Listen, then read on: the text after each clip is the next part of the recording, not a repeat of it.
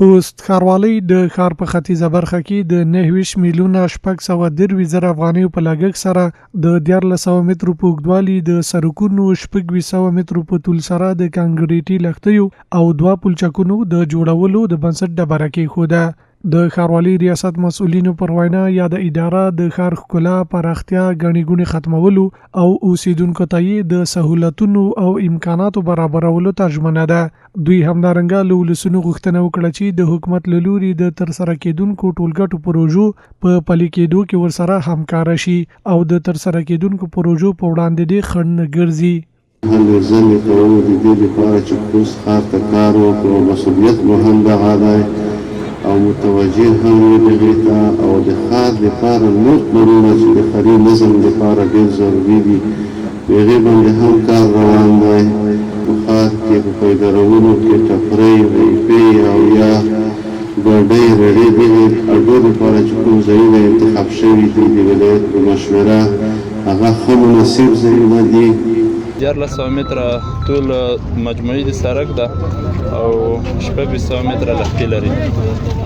تقریبا لګښت چې څومره په راځي هغه 9.5 میلیونه دی او د 6 میاشتو په موده کې به پای ته رسېږي انشاءالله. ښاریانو د ښاروالۍ ریاست له لوري ترسره کېدونکې پروژې ډېرې ګټورې یادې کړې او زیاتولی چې د سړکونو او لښتیو جوړېدو سره به یې کارونه لا ښه او منظم شي. کوم خدمات چې ښاروالۍ وکړه په خوست کې دا بسیاره خدمات یې وره. داسې خدمات په ډېرې کم امکانات یې ډېر خدمات وکړه. خلک ټیوال ډېر تر خوشحاله دي خوست د ښاروالۍ نه. دلته داسې خلک ګردونه بو دودونه بو داسې ګردونه بو چې موږ به دوکاندار باندې ګرځګار نه بیخي خلک ډېر په تکلیف و. ډېر خلک ټول ټیوال دغه نه ډېر په تکلیف و.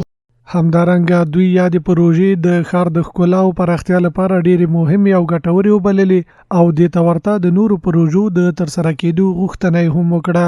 دا بس موږ بیخي خوشحاله یو. مخکې دا سړکونو کې ډېرې ستونزې وې، دلته به موټر نه شو راتلی چې باران به وشه، د لاره به بیخي خرابه وه، چیکړ به وه. اوس چې جوړه شي بیخي خوند به وکړي. دا وطن پرمختګ دی، دغه ته موږ ډېر خوشحال یو او نور هیله تر لرو چې نور داسې آبادی وکړي، داسې سړکونه جوړ کړي. موږ به چې کله ښار ته راغلو بس دا لښتې چې د کوڅې چې کومې دي دا به خامې وي، کله به چې باران وسل دا به چیکړې وي. نو ماشاءالله د عمارت په راتګ سره اوس دغه اکثره ښار کې چې د کارونو شروع شوي دي، پروژې شروع شوي دي، نو د دې کوڅو پښتان د لښتیو جوړولو ته موږ ډېر خوشحاله یو. د یادولو وړ ده چې خوست ښاروالۍ مسؤلینو زیاتوله روان کال یې د 250 میلیون افغانیو په لګښت سره 13 لوی یا وړې پروژې پلان کې لري تر څو پلي کړي. یاده پروژه 9مه پروژه ده چې چارې پیل شوي او نورې پروژې به هم ترسره کړي.